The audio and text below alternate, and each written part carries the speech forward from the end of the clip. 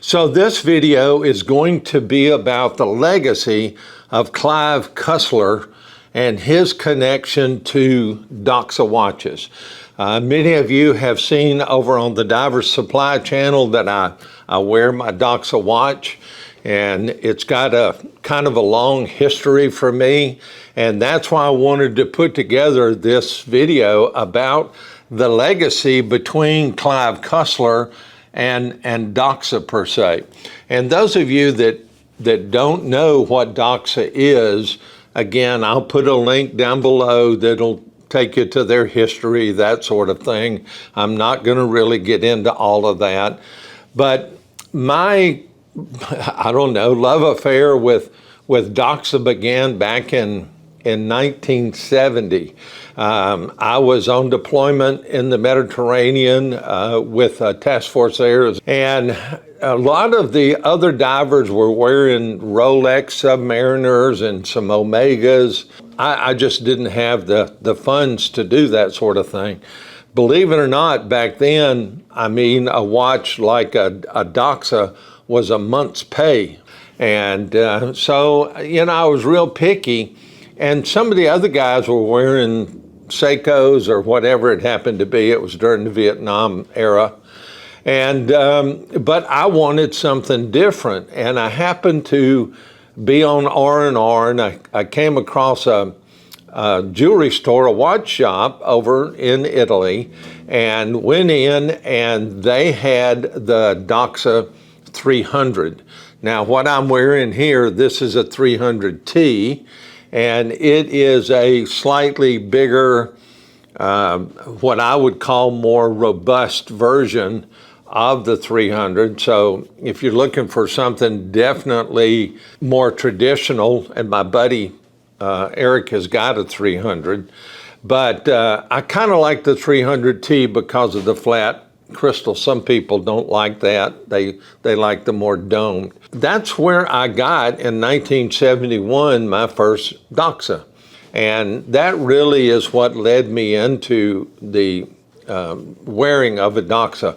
The following year, I happened to be on a recovery and hit the watch band pin on a hard piece of metal, and we were in 85 feet of water or so, and we were on the process of going up, and I lost the watch. You know, my love affair didn't really change. So over the years, I've had some other Doxas. What was really kind of interesting was in 1987, while I was in the Navy, I was on assignment to the National Science Foundation, and I was part of the Winter Over operation down in McMurdo in Antarctica. And while I was down there, to alleviate some of the boredom, and of course, McMurdo is probably, you know, one of the most remote locations that you can be. And during the winter time, like I said, I wintered overnight. In the summer, there's about 1,300, 1,500 people there in McMurdo.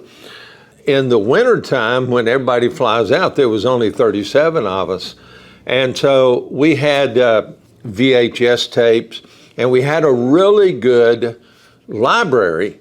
And of course, the 37 of us that were down there, we were given books by the larger group with the National Science Foundation and the Naval Support Force Antarctica. They said, hey, you're going to need these books. And I kind of fell into reading all of the Clive Cussler novels, you know, that had been written to that point. What I didn't really realize, my connection with the Doxa kind of culminated with how I felt and what I ran into when I started reading the Clive Cussler books. Now, what you see in front of me, this is two different editions of the Clive Cussler commemorative watches, and I'll explain what those are in just a second. Up until that point, I think there was 6 or 7 of the Cussler books. I really kind of got into them. Those of you that are not aware, it was kind of a fluke situation for Cussler, how he connected with Doxa. And before he got really published, he was working part-time at a scuba shop. And when he got his first real publication of his book, and he left the scuba shop, the owner offered to give him a going-away present. And he looked in the cabinet and selected a Doxa, an orange-faced Doxa. And that's where that connection with Clive Cussler and Doxa began. And of course, if you've read any of the Cussler books, his James Bond is Dirk Pitt.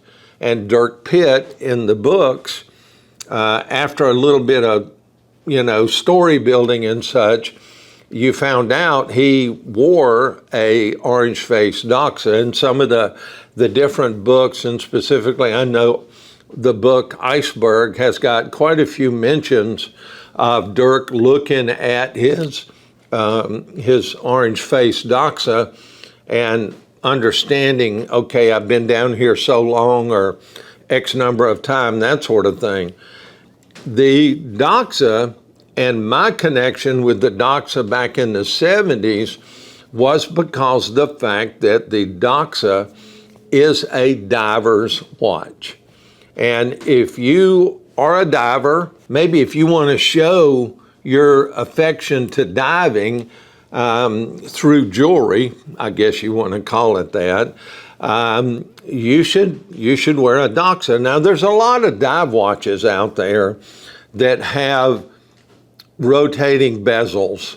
And for you that don't know, when you have a rotating bezel and you're a diver, back when we didn't have dive computers, we used what was known as tables.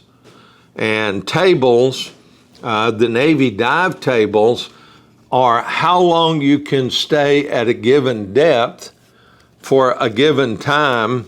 This is the actual PADI, what we call the PADI recreational dive tables. And this is based on maximum depth and maximum time to give you your time at a given depth and how much residual nitrogen you do take on or can take on at that given depth. What was interesting and so cool to me was the Doxa watches actually had the Navy decompression tables on the bezel. And I'll try to get a close-up here so you can kind of see that. And then I've got a bigger picture here, and you can see right on the bezel here, you see a depth and you see a time. And this is what we're able to say go to 60 feet, and I could look at my watch and know that I could stay at 60 feet for X amount of time, and I could turn and set my bezel, and as I got to the end of that time, then I knew I needed to go up. If I stayed longer, I would have to make a decompression stop. All of that is in becoming a diver and learning that now. Dive computers now have dive tables in them. And what I'll do is I'm going to put a picture of me on the front of a dive boat in the Mediterranean back in 1971. And you can, it's hard to see, but you can see my depth gauge, which is a separate piece of equipment, and you can see my Doxa watch. We get the connection between Cussler and Doxa. I happened to be, like I said, down in Antarctica. I started really getting into the books, and from there, over the years, I've had some different Doxas bought and sold. Ended up a couple of years ago getting another Doxa professional, but this is This one's called the 300T. And like I said, it's got the flat bezel. Well, last year, Doxa came out with a commemorative watch, and it is this watch right here and this one that I showed you folks. And I'll put some different pictures up here, and you can see what that watch looks like. It's really unique because it has a very antique look to the case and the watch dial on these. The first one, this is the 2023 version. This one has a kind of a sand-colored, beige-looking dial, and it has a compass rose that's kind of superimposed in there. And a compass rose is what was in old-time sailing ships, and that's how they used the compass to move around. In addition, so it's got a very antique-y look to it. And again, I'll put some pictures up here. But there's a limited edition, and I'll also put down there in the description a link over to Doxa if you wanted to get one. If you email Doxa Direct, Stephanie is in the customer connection service area. And of course, then you've got Jackie, and they're just great folks to work with. And if you want one, take a look at the website. You can make an order right on the website. I'm not commissioned. This is not a paid video, but I'm just doing this because I really enjoy the watches and wanted you folks to know about them. But this is the 2023 version. And it's got some special features. Clive Cussler's birthday was in July, and it was the 15th. And so when that came up, they introduced this in 2023. And so when you see the 31 date in the date window, it's red. When you see the 15 in there, and when you see the 7, those are all going to be in red that have some connection with his birthday. And of course, Clive passed away in 2020. So for 2024, they came out with a limited edition. And for me, I should say an additional limited edition. This one kind of spoke to me as far as my connection and of reading all these books. And of course, over the years, I've read many more of them. So the commemorative really spoke to me about my literary connection with the Doxas. Well, in 24, this one came out. And what made this one unique, and you'll see this is kind of similar to this one. This watch comes with an antique bracelet, and it comes with a beige colored NATO strap. And I'm a big fan of NATO straps. So this one is in a very similar, almost identical box. And when you open this one up, here's the watch here, and I'm going to take it out. I really haven't had it out. This is really the first time. So I'm going to take it out, and I'm going to do an actual per se unboxing. Not really into unboxing, but unboxing, or let's call it unwrapping. So let's take it out. You can see there's the serial number on this one. And this one happens to be, and the Doxa people were nice enough because I sent them a note and said, hey, I'd like to get that. And these were recently introduced, and there's only 93 of these watches worldwide. 93. I asked them, hey, can you look and see if you got number 71? That's the year I bought my first Doxa. And that is really my big connection with this particular watch. So let's unwrap it. And this one has got what would, I guess you could call it a black dial instead of the beige dial like you see on this one. And Doxa tends to call the black dial Sharkhunter version, and it is noted on the back, it's inscribed as number 71. So I'm pretty proud of it. This one has white accents with orange, whereas I'm just going to call it the Sahara version. It has black with that beigey looking accents on the indices and on the hands. Whereas this one, like I said, is white with some orange. And I like the orange because it kind of makes the contrast between the black dial and the front. It's got that same antique-y looking compass rose in here, just like this one does. I think it stands out a little bit more. You can really see it. It really tends to jump out at you. Both of these, what makes it pretty cool, if you happen to start reading the Clive Cussler books, he created a fictitious organization called NUMA. NUMA stands for National Underwater and Marine Agency. And that's who in the book employed Dirk Pitt. Now, in reality, of course, Cussler was incredibly successful as an author, and he actually created the real NUMA. And what he did was he went around with NUMA and found shipwrecks, and they were able to, plot these shipwrecks and figure out who they were and what they were, and actually put those into archives.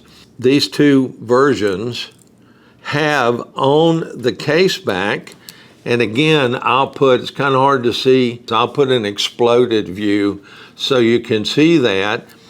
In incredibly tiny mouse type, all of those shipwrecks are on the back of these two watches. It's pretty amazing. And so if you're looking for a real keepsake that, especially if you're a diver, people will say, oh, wow, that's a Doxa. I've never really had somebody go, oh, that's an Omega, or that's a Seiko. I've had people say, when I've worn my other watches, hey, that's a dive watch, yes, but I never get the kind of amazement, I guess, when people notice the Doxas, and of course, my orange face Doxa gets a huge amount of attention. But I wanted to make this video and let you folks know that not only is the Doxa, I'm going to call it the Sahara, because a lot of you folks have seen the movie Sahara with Matthew McConaughey, who plays Dirk Pitt, and it's an adaptation of Cussler's book. And he, in the movie, is wearing an orange-faced Doxa. So not only in the books, not only in the movies, but in real life, Cussler wore a orange-faced Doxa, and his son, Dirk Cussler, also kind of has been writing and continued his father's legacy, and he also wears an orange-faced Doxa. So, hopefully this has been kind of a fun little video for you folks. If you've got questions, list them down below. I love comments. But anyway, as I always say, dive safe out there. Thanks for watching. Best to you. Enjoy the books. See ya.